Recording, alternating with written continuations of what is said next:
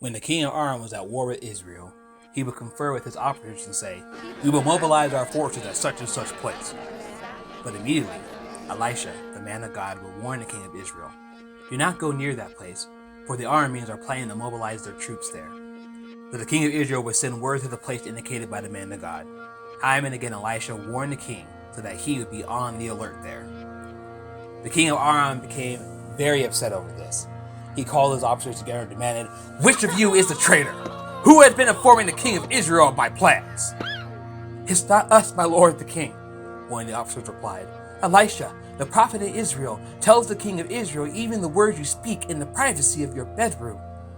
"Go and find out where he is," the king commanded, "so I can send troops to seize him." And the report came back, "Elisha is at Dothan." So one night, the king of Aram sent a great army with many chariots and horses to surround the city. When the servant of the man of God got up early the next morning and went outside, there were troops, horses, and chariots everywhere. "Oh, sir, what will we do now?" the young man cried to Elisha. "Don't be afraid," Elisha told him, "for there are more on our side than on theirs."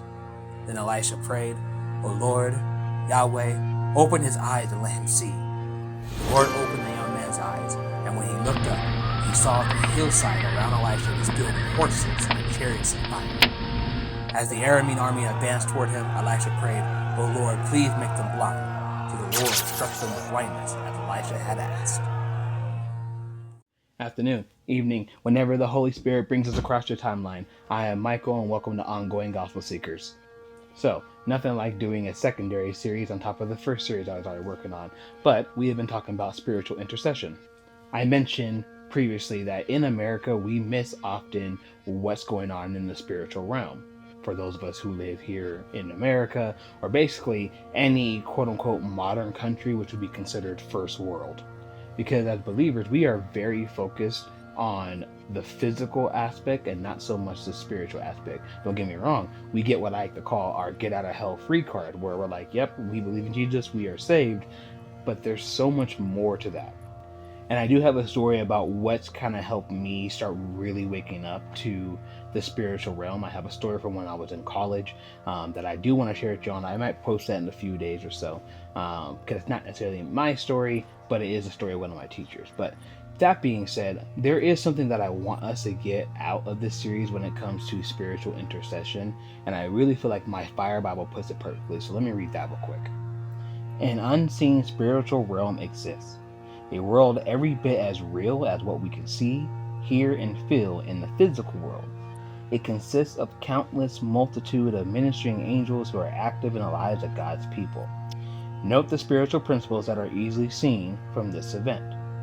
1. Not only is God himself active in people's lives, but also armies of angels stand by ready to assist and defend God's people and God's purposes.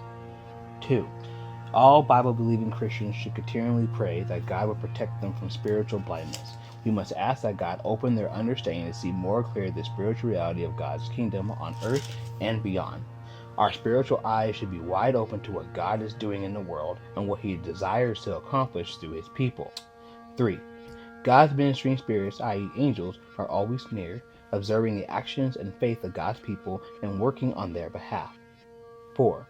The real battle in God's kingdom is not against human or physical forces. Rather, it is a spiritual battle and not against flesh and blood enemies, but against evil rulers and authorities of the unseen world, against mighty powers in this dark world, and against evil spirits in the heavenly places. 5. There is a cause and effect relationship in spiritual battles, and people play an important role. This means that the end results are determined in part by the faith and prayer of God's people. Our faith and prayers deliver the outcome.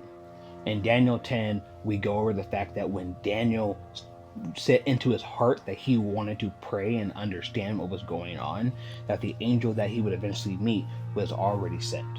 But it took 21 days because, again, spiritual forces are very real and they were pausing the answer to Daniel's questions.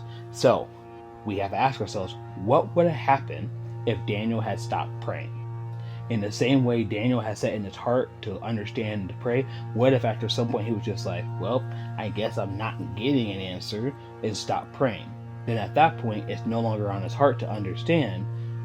There's a possibility the angel would have been sent back. I believe that maybe Michael rolled up and said, hey, let's stop this fight. Daniel stopped praying. He doesn't want the answer, so we're going to go ahead and head on back up. We don't know, but isn't it beautiful to know that Daniel's faith never waned? And I pray that none of your faith ever wanes either. I was honestly thinking about how this channel, at least on TikTok, blew up a little bit after spending 21 days in prayer and fasting, and the Lord was telling me to really focus on getting stuff set up. And I kept posting videos, kept making videos, nothing was really moving.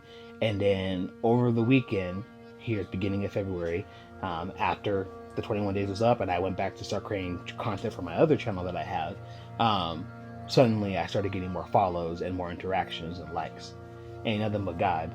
But a part of that was because I was obedient to what he told me to do. So our prayers, our faith that does take action, is going to determine the outcome of our prayers. And while that's heavy, because it's hard to understand that it doesn't just all fall into our lap, the Lord does expect us to work and put into what he has told us he wants us to do on this earth. That being said, even though that's very weighty, it's still good news. And that's all I have for you today. The Lord wants us to. We will see each other again, and then we will continue to seek the good news of the Holy Spirit together. Love you all. Shalom.